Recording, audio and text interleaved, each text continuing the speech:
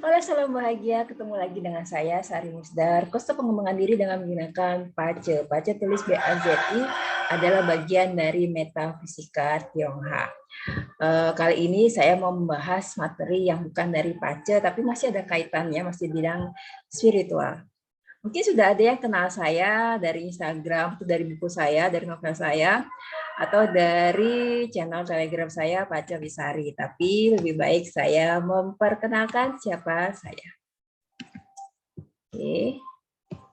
Sari Musda sebenarnya adalah nama pena saya, karena waktu tahun 2010 saya mesti mengeluarkan novel, dan saya butuh nama pena, jadi saya pakai nama Sari Musdar. Musdar adalah nama family dari kakek dari ibu saya. Saya sebenarnya lama bekerja di bidang manajemen sumber daya manusia. Di beberapa industri saya cukup kutu loncat dulu.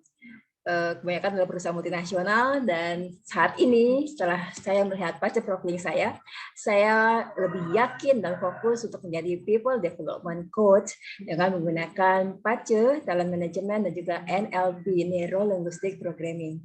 Debut pertama saya sebagai pace coach terjadi saat saya diundang oleh Kompas TV sebagai narasumber di acara Imlek.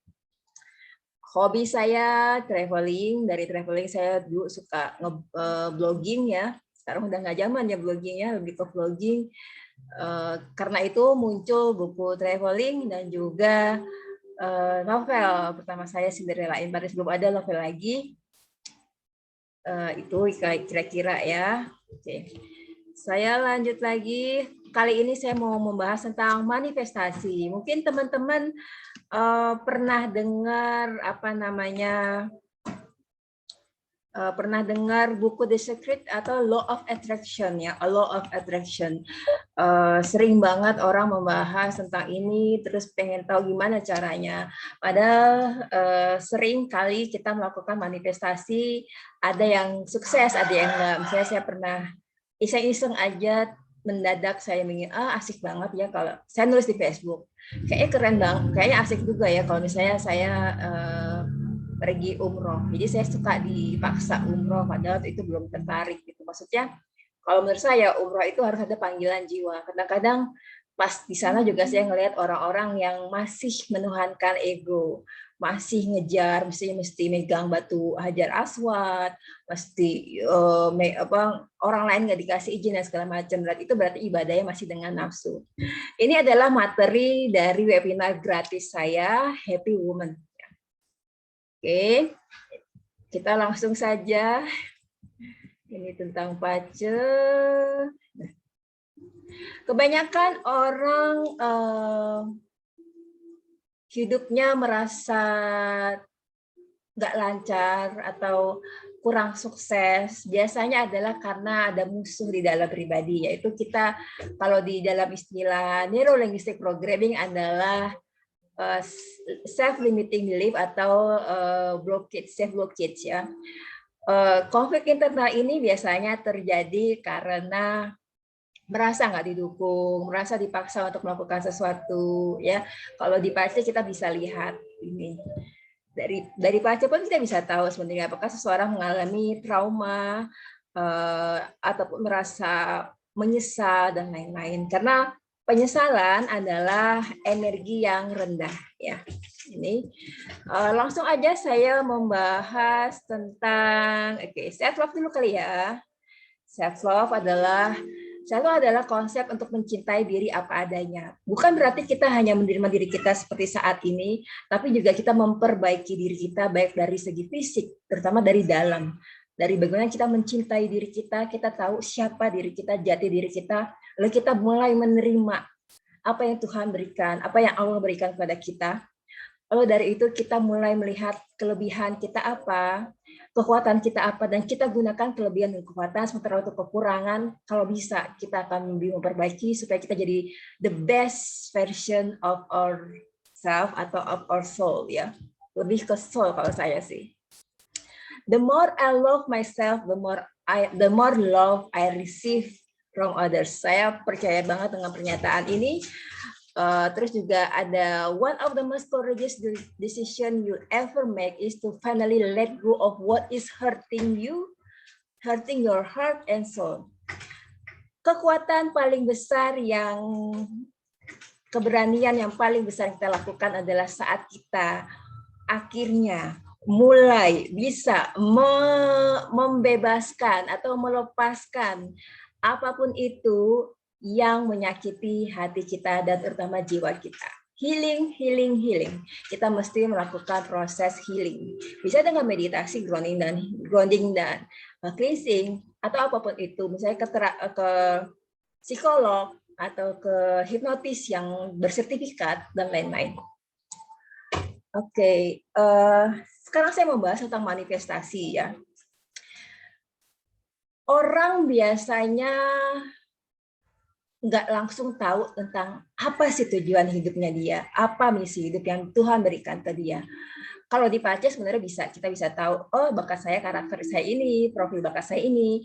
Oh ternyata Tuhan menggerakkan saya untuk lebih bekerja di bidang ini atau menjadi businessman atau businesswoman dan lain-lain. Kenapa seseorang sulit mencapai tujuan hidupnya? Kebanyakan orang mungkin tahu tujuan hidupnya, tapi dia nggak fokus atau dia malah fokus pada kelemahannya dia, fokus pada kegagalan, fokus pada trauma atau masalah yang dia hadapi, sehingga salah memanifestasi tujuan hidup. Energi kita tetap rendah, vibrasi energinya tetap rendah, akhirnya menarik hal yang sama, menarik kesedihan lagi, menarik orang yang salah, menarik atasan yang salah, dan lain-lain ya. Ada yang lainnya lagi yang lebih parah lagi, nggak tahu tujuan hidupnya atau galau atau ikut-ikutan orang. Kalau galau, ini wajib hukumnya untuk melakukan meditasi, grounding, dan cleansing sesering mungkin, serutin mungkin. Ya. Oke, ini lewatin aja. Oke.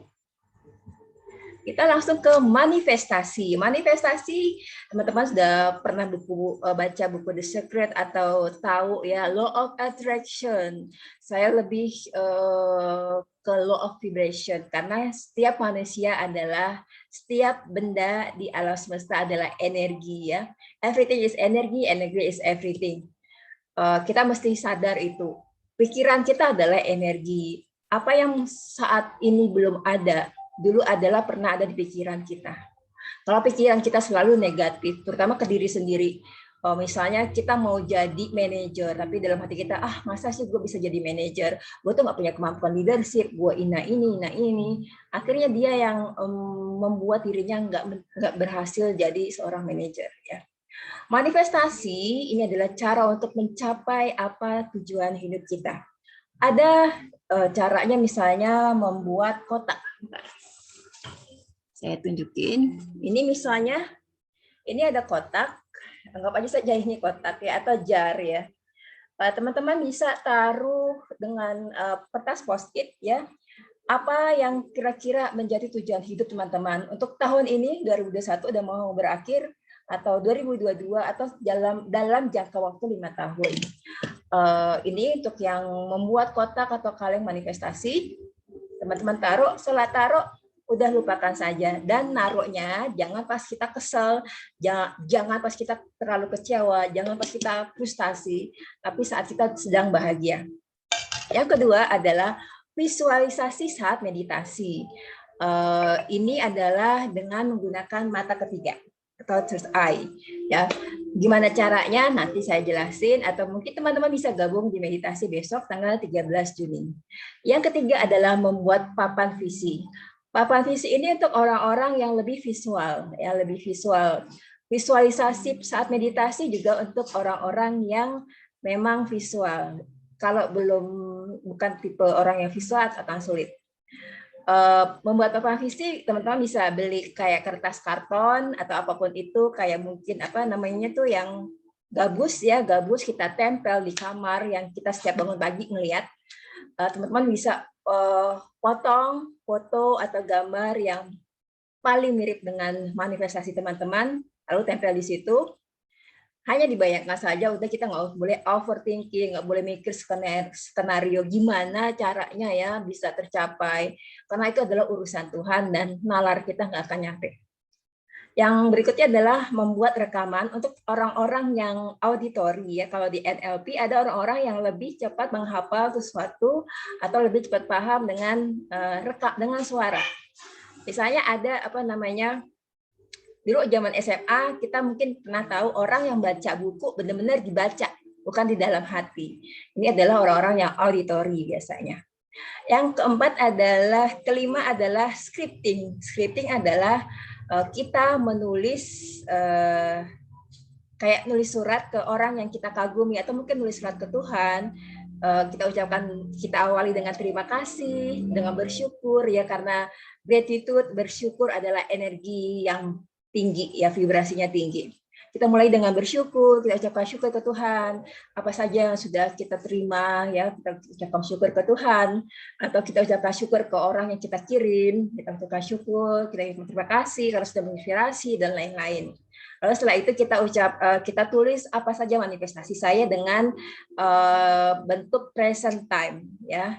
Misalnya kayak gini, saat ini saya bahagia karena saya diundang sebagai pembicara di suatu perusahaan multinasional terkenal di Papua, dan orang-orang kelihatan mendapatkan pencerahan di acara itu, dan saya saat itu sudah menjadi pacekot terkenal di Indonesia. Ini contoh ya. Saya merasa bahagia, saya merasa wajah-wajah yang tersenyum, wajah-wajah yang tercerahkan, wajah-wajah yang kayak menemukan aha moment. Nah, itu adalah contoh scripting. Kalau sudah, teman-teman simpan entah di bawah bantal ya, bawah bantal, setiap mau tidur atau setiap bangun tidur teman-teman baca selama 30 hari. Setelah 30 hari lupakan. Nggak usah dipikirkan apa saja manifestasinya, kapan, bagaimana, gimana kira-kira ya Tuhan bisa mengabulkan manifestasi saya. Itu urusan Tuhan, atau urusan Allah. Otak kita setinggi apapun IQ kita nggak akan nyampe, karena Tuhan akan menggerakkan entah siapapun itu, akhirnya manifestasi kita bisa terwujud. Oke, ini kayaknya udah selesai. Untuk meditasi dengan manifestasi dengan meditasi lebih menggunakan third eye chakra. Gimana caranya? Kalau saya sih dengan kita meditasi biasa ya, diawali dengan ucapan syukur ke Allah, ke Tuhan, ke nabi-nabi yang kita yakini, orang-orang suci yang kita yakini, terus ke malaikat Mikail untuk minta perlindungan. Lalu kita mulai dengan, kalau saya cleansing dulu, setelah cleansing tarik nafas biasa. Kalau meditasi itu kan narik nafas dari hidung ya, kalau bisa 7 hitungan, yang belum bisa disesuaikan aja serileksnya mungkin. 7 hitungan, terus keluar, dihembuskan perlahan-lahan dari hidung juga 7 hitungan.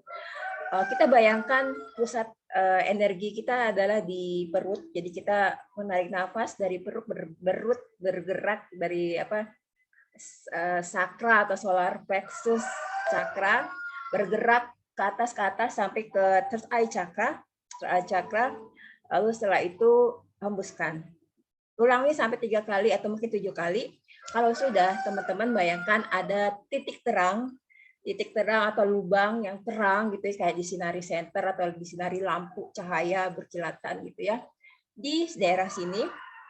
Dan bayangkan teman-teman dari arah belakang gitu ya, teman-teman berdiri terus keluar dari situ dan masuk ke satu area yang sangat luas, tidak terbatas, atau infinity circle.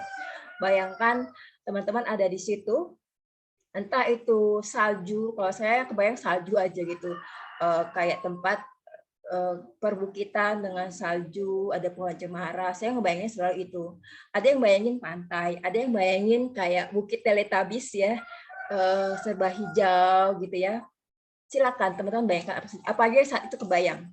Karena ini bukan membayangkan dengan pikiran, tapi dengan mata ketiga kita. Lalu setelah itu teman-teman bayangkan manifestasi apa yang teman-teman butuhkan saat ini. Entah itu pasangan hidup, entah itu pekerjaan yang paling ideal gitu ya, walaupun mungkin kita nggak boleh terlalu pilih-pilih ya dalam pekerjaan misalnya. Tapi nggak apa-apa, kita berhak untuk menentukan pekerjaan ideal kita, termasuk juga pasangan ideal kita. Lalu setelah itu, misalnya juga kita mengharapkan jadi sukses di karir, misalnya sebagai MLM ya, dipromosikan, naik level dan segala macam. Teman-teman bayangkan sedetil-detilnya apa pakaian kita pakai. Kalau orang sukses itu pakaiannya seperti apa sih? Wajahnya seperti apa, mukanya mungkin glowing, make up-nya seperti apa, terus juga bayangkan wajahnya saat itu bagaimana, reaksinya mulutnya sudah apa, senyum atau tertawa atau apa saja yang kelihatan bahagia. Lalu bayangkan orang-orang yang ada di sekitar si kita di dalam infinity circle ini, bayangkan ada siapa di situ, apakah orang tua kita atau pasangan hidup kita atau anak-anak kita atau anak buah kita. Semuanya kita bayangkan sedetail mungkin seperti film ya. Kalau misalnya pasangan hidup, teman-teman bayangkan sedetail mungkin juga. Kira-kira dari segi fisik kayak gimana, baju yang dikenakan stylenya kayak gimana, senyumnya dia, apakah dia berjambang atau tidak, atau berkumis atau tidak, atau bayangkan kira-kira karakternya seperti apa, dia memperlakukan kita seperti apa. Setelah itu teman-teman bisa tulis selain meditasi, nanti setelah meditasi teman-teman bisa tulis ya tipenya seperti apa, lalu kira-kira orang ini sukanya sama orang seperti apa, dan teman-teman jadi seperti itu. Nah itu tadi meditasi, balik lagi ke meditasi. Setelah teman-teman melakukan meditasi, kalau sudah benar-benar merasakan kebahagiaan, merasakan itu sudah seolah-olah kita dapati, ingat-ingat vibrasinya seperti apa yang kita rasakan, ingat-ingat itu. Kalau sudah selesai, kalau sudah merasa oke, saya sudah dapat manifestasi saya di dalam bayangan kita. Kita balik lagi ke tadi yang lubang cahaya tadi, balik lagi ke situ, ke dalam diri kita sendiri. Kalau sudah siap, pelan-pelan kita buka mata dan ucapkan syukur lagi ke Tuhan, ke Allah, ke malaikat, nabi, dan orang-orang suci ataupun guru-guru kita. Demikian teman-teman untuk meditasi, untuk manifestasi. Semoga bermanfaat. Kalau bermanfaat jangan lupa subscribe dan like. Boleh juga kasih komen di postingan saya ini. Kita mesti percaya adanya exchange of energy ya. Teman-teman bisa juga follow Instagram saya @sarimusdar atau Telegram saya Pacawisari ya. Podcast juga ada Sari Musdar. Oke. Terima kasih sudah mendengarkan. Semoga bermanfaat. Ya, silakan dicoba beberapa kali. Kalau sudah, teman-teman bisa share apa yang teman-teman rasakan. I'm sending my virtual love and light.